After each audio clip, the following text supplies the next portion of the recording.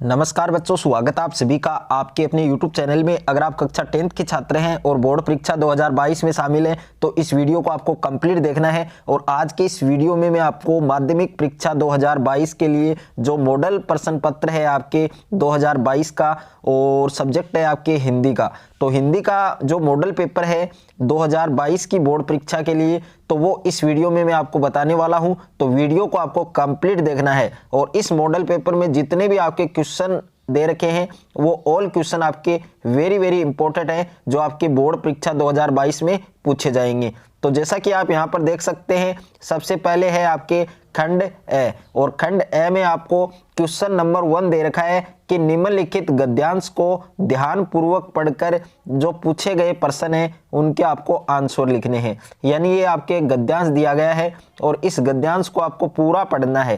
पहले आपको क्या करना है, इस गद्यांश को कंप्लीट आपको अच्छे से पूरा पढ़ना है और उसके बाद में जो क्वेश्चन आपको दिए गए हैं इन क्वेश्चंस के आपको आंसर लिखने हैं। तो देखिए कई ऑप्शन में आपको क्वेश्चन दे रखा है कि उपयुक्त गद्यांश का उचित शीर्षक लिखिए। यानी इस गद्यांश का जो उचित शीर्षक है वो आपको लिखना है। और ख ऑप्शन में आपको क्वेश्चन दिया है कि प्रियजन की प्रशंसा करते समय जो प्रशंसक है वो क्या करता है। तो इस क्वेश्चन का भी आंसर आपको इस गद्यांश में मिलेगा। तो गद्यांश को आपको कंप्लीट अच्छे से आपको पढ़ना है। उसके बाद में गए ऑप्शन में आपको क्वेश्चन दिया गया है कि प्रशंसा करने में सहायक और विरोधी भावों का नामोल्लेख कीजिए। यानी प्रशंसा करते समय जो सहायक और जो विरोधी भाव है उनका आपको नाम लिखना है। और गए ऑप्शन में आपको क्वेश्चन दिया गया है कि ईर्ष्या विद्यमान गुणों पर भी पर्दा डाल देती है, इसका भावार्थ लिखिए। यानी इसका भावार्थ आपको लिखना है। उसके बाद में क्वेश्चन नंबर 2 आपको दिया गया है कि निम्नलिखित काव्यांश को ध्यानपूर्वक पढ़कर पूछे गए प्रश्नों के उत्तर लिखिए। यानी आपको एक काव्यांश दे रखा है और इस काव्यांश को आपको कंप्लीट आपको अच्छे से पढ़ना है, धीरे धीरे पढ़ना है। और इसमें जितने भी आपकी लाइन दे रखी है, जितने भी आपके पॉइंट है, उन सभी पॉइंट को आपको अच्छे से पढ़ना है। उसके बाद में जो क्वेश्चन आपको दिए गए हैं इन क्वेश्चंस के आपको आंसर लिखने हैं। तो कई ऑप्शन में आपको क्वेश्चन दिया है कि उपयुक्त काव्यांश का उचित शीर्षक लिखिए। और ख में आपको दिया गया है कि पर्वत का आकार कैसा है, वह अपने सहर्ष नेत्रों से क्या देख रहा है। और ग ऑप्शन में क्वेश्चन दिया है कि पर्वत के चरणों में क्या पड़ा है, किसके समान लग रहा है। और ग ऑप्शन में आपको क्वेश्चन दिया है कि रेखांकित जो पंक्तियां हैं उनका आपको भावार्थ लिखना है। 8 400 400 400 जी हाँ, याद कर लीजिए व्हाट्सअप नंबर, क्योंकि अब आपका मैथ्स, फिजिक्स, केमिस्ट्री, बायोलॉजी का सवाल हो, आपके हर क्वेश्चन हर डाउट का मिलेगा तुरंत सॉल्यूशन, वो भी सीधा आपके व्हाट्सअप पर। बस अपने फोन में डाउटनेट का 8 400 400 400 व्हाट्सअप नंबर सेव कर लीजिए और चैट ओपन कीजिए। फिर जो भी आपका डाउट है उस सवाल की फोटो खींचिए और उसे क्रॉप कीजिए और 5 सेकंड में उस क्वेश्चन का वीडियो सॉल्यूशन आपको मिल जाएगा। क्लास 6 से 12 IIT, JEE, NEET, CBSE board और सभी स्टेट बोर्ड के बच्चों के लिए। तो देर किस बात की, अभी जाइए और 8 400 400 400 पर अपना सवाल व्हाट्सएप कीजिए और अपने सभी डाउट को आउट कीजिए। लिंक डिस्क्रिप्शन है। उसके बाद में जो खंड ब है, और खंड ब में आपको क्वेश्चन दिया गया है जिसमें क्वेश्चन नंबर 3 है। और क्वेश्चन नंबर 3 है आपके वेरी इंपॉर्टेंट है, जो आपके हर साल पूछा जाता है कि दिए गए बिंदुओं के आधार पर निम्नलिखित विषयों में से किसी एक विषय पर 300 शब्दों में निबंध लिखिए। यानी आपको 300 शब्दों में निबंध लिखना है। और इसमें आपके 4 निबंध दे रखे हैं, जिसमें पहला निबंध आपको दिया गया है कि भारतीय नारी प्रगति की ओर। और इसमें आपके 5 पॉइंट हैं, तो 500 पॉइंटों पर आपको निबंध लिखना है। पहला पॉइंट है आपके समाज और परिवार में नारी का स्थान, दूसरा है पुराने समय की नारी, और तीसरा आपके आज की नारी, और 4 नंबर पॉइंट है भविष्य की नारी, और 5 है आपके उपसहार। ओके। उसके बाद में जो दूसरा आपके निबंध दिया गया है वो है आपके आदर्श विद्यार्थी। इसमें आपके टोटल 4 पॉइंट है, जिसमें पहला है कि विद्यार्थी जीवन का आशय, और सेकंड है विद्यार्थी जीवन का आदर्श, और तीसरा है इसमें विद्यार्थी जीवन के उद्देश्य, और 4 है आपके उपसहार।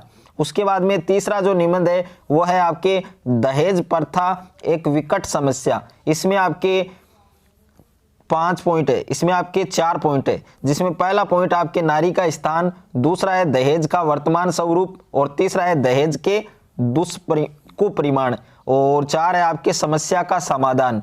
उसके बाद में जो लास्ट निबंध आपको दे रखा है भ्रष्टाचार की समस्या, ये वेरी वेरी इंपॉर्टेंट है 2022 की बोर्ड परीक्षा के लिए। तो इसमें पहला आपके भ्रष्टाचार से आज से, और दूसरा है विभिन्न क्षेत्रों में भ्रष्टाचार की स्थिति, और तीसरा है भ्रष्टाचार के कारण तथा समाज पर प्रभाव, और 4 है आपके उपसहार। उसके बाद में क्वेश्चन नंबर 4 दे रखा है जिसमें अथवा में भी आपको एक क्वेश्चन दिया गया है, तो इनमें से आपको एक करना है, जिसमें 4 नंबर क्वेश्चन है आपके।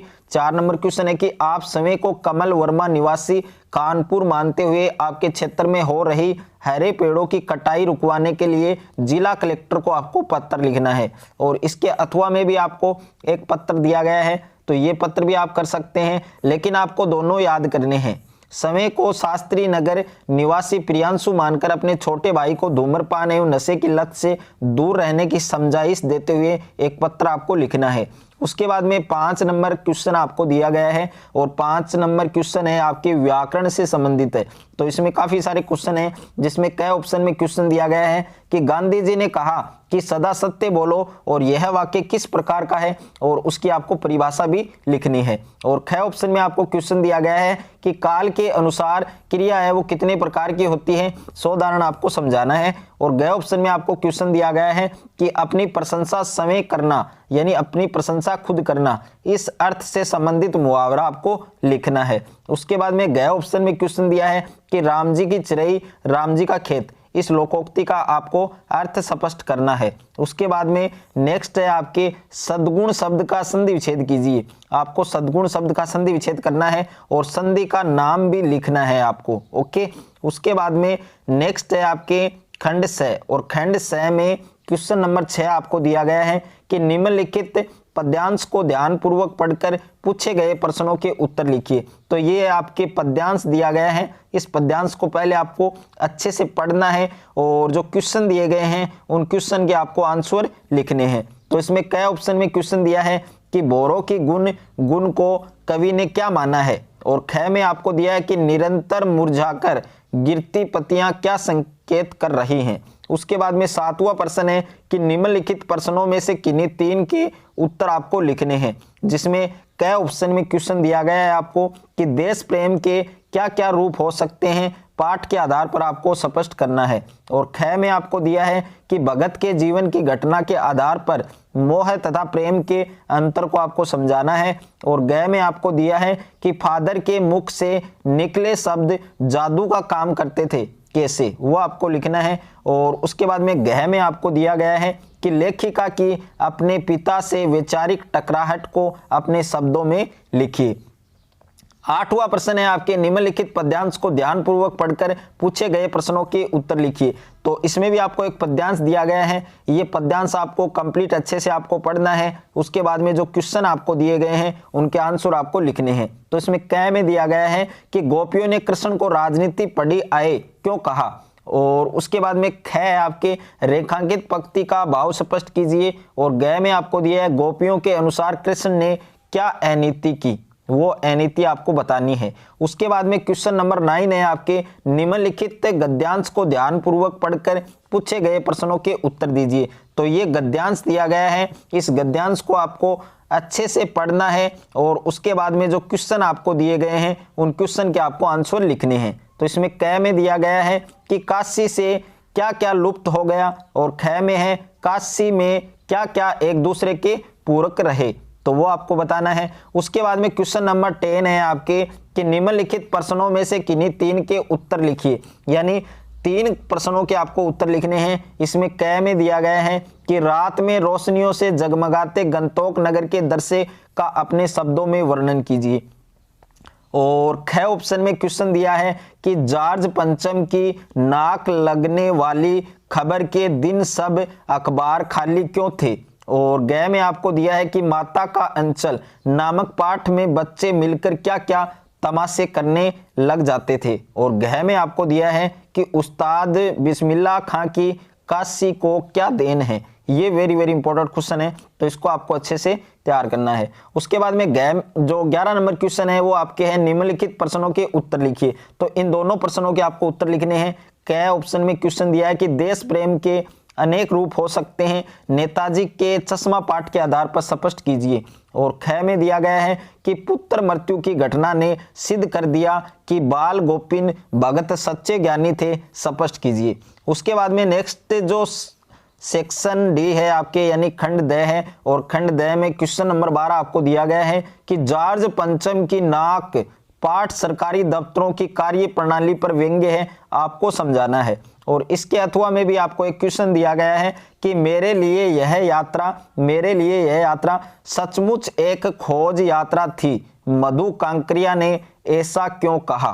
ओके, और प्रश्न नंबर 13 है आपके निम्नलिखित प्रश्नों में से किन्हीं 3 प्रश्नों के उत्तर लिखिए, जिसमें पहला है आपके दुलारी के व्यक्तित्व की कोई 2 विशेषता बताइए, यानी दुलारी के व्यक्तित्व की कोई 2 विशेषता आपको लिखनी है। उसके बाद में ख ऑप्शन में क्वेश्चन दिया है कि प्रत्यक्ष अनुभव से अनुभूति को अज्ञ ने कैसे भिन्न बताया। और ग में आपको दिया है कि नाक मान सम्मान व प्रतिष्ठा का द्योतक है, पाठ के आधार पर आपको समझाना है। और घ ऑप्शन में क्वेश्चन दिया है कि रात की रोशनी में गंतोक की मोहकता के दृश्य के बारे में बताइए।